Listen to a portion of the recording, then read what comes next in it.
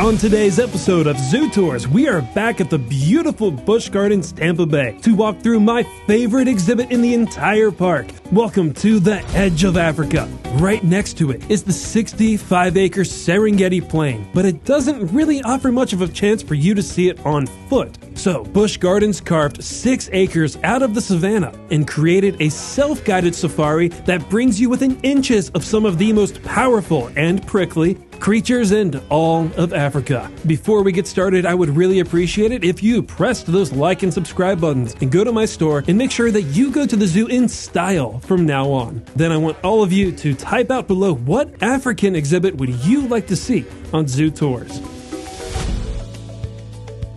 We actually covered it in the last Busch Gardens episode, but because it's so awesome, I feel like I should mention it again. Your Edge of Africa journey should begin at the Serengeti Overlook. It's a cafe, but that doesn't mean you have to sit down and eat. Just go to the observation deck and take in the view of that Serengeti Plain, as seen in the corner of your screen. In that same episode, we also glanced at the savanna's watering hole, pelicans, and learned that you can only see the rest of these plains from the train ride or the award-winning Serengeti Safari.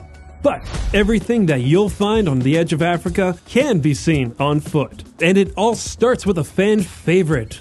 Or it did. For at least a year and a half, the Mir Cats have been missing. For all the meerkat lovers out there, sorry about your luck, but something tells me we'll see them again one day. One good thing about meerkats is that when a zoo has them, you'll never miss them, but every zoo has that one animal that always seems to be sleeping in the corner. But not this time, porcupines, I finally got you. You took the vultures exhibit, but didn't want the responsibility of being awake most of the day. In their defense, they are considered nocturnal, so when the sun goes down, that means it's breakfast time. They will walk up to almost 10 miles to search for food and do it alone. They can't see too well, but have a strong sniffer to help them find some scrumptious roots, bark, and fallen fruits before walking back for a slumber into their underground burrows they either dug themselves or stole.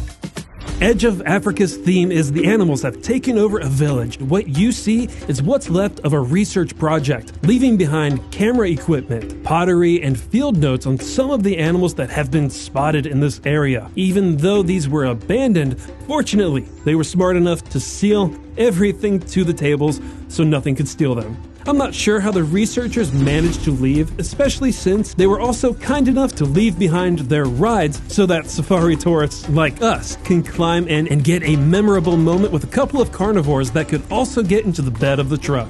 One of them is the spotted hyena. To add to the immersion and make sure that you don't get the same experience twice, the hyenas rotate between 2 exhibits separated by this cave. So one day, hyenas can be on your right, while lions can be on your left, and vice versa.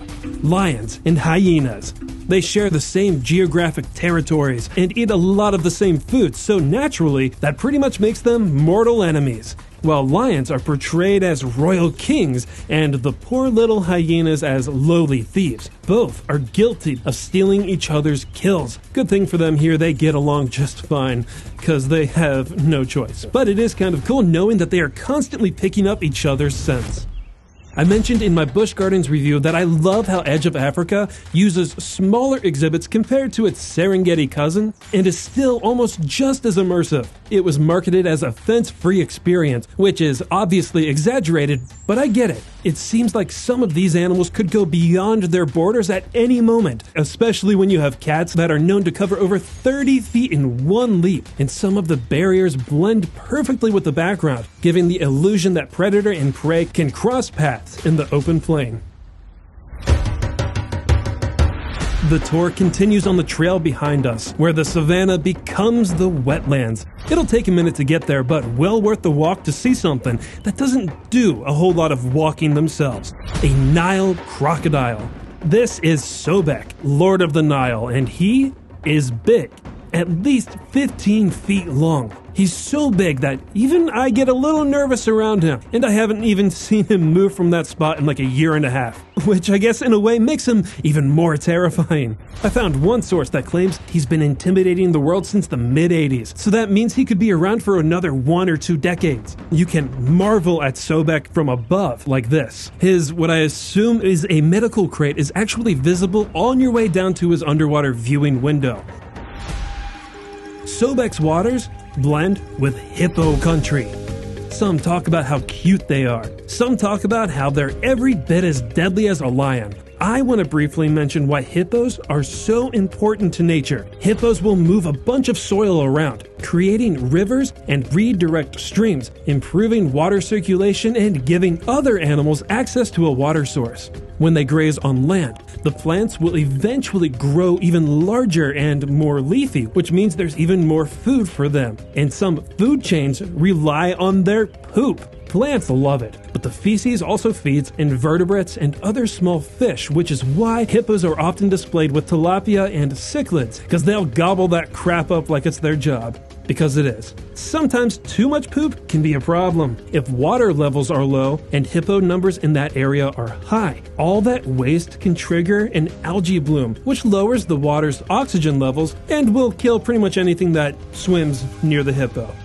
Anyways, a lot of folks think that this is the best place in the nation to see hippos. There's about 200,000 gallons of crystal clear water most of the time, about 100 feet of viewing glass, and from experience, this bloat is always up and on the move. If all you ever see is a slumbering bloat, then go to one of the attraction's entrances, and keeper to animal encounter times will be posted, or sign up for the Hippo Inside Tour, a 30-minute experience that takes you behind the scenes to get up close and personal, and they will even let you feed one of these giants. Depending on the season, this can be $29.99 to $59.99 per hippo enthusiast. In case you haven't been paying attention to the background, this is one of the few times a zoo will allow hippos to go anywhere near another land animal, because this is how zoo nerds talk. I asked the Zoo Tours legend Johnny what primate would he like to see mixed with the hippos, and he said baboons. I looked at old maps and turns out that's exactly what used to be in here. These days, ring-tailed lemurs have free range of hippo territory, but the not-so-always gentle giants cannot walk onto their side. Does this mix make sense geographically? No, not really. But whatever it takes to see hippos live with anything else that isn't another hippo or fish is fine by me. And hey, you could even argue that Madagascar fits this edge of Africa description.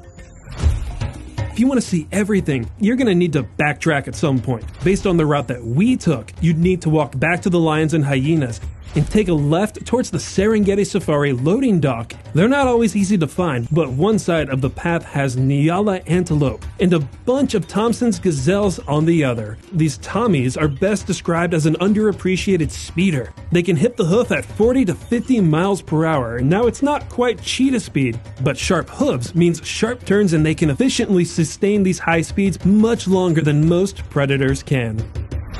Back in the day, before this trail was even finished, a lot of people thought it was only built to compete with the grand opening of Disney's Animal Kingdom a year later. In reality, Edge of Africa was a response to guest complaints that they could never really get close to a lot of the bigger animals and could only admire them from a now defunct monorail on the savannah. So I'm pretty sure after Edge of Africa opened, no one ever complained about not getting close enough again.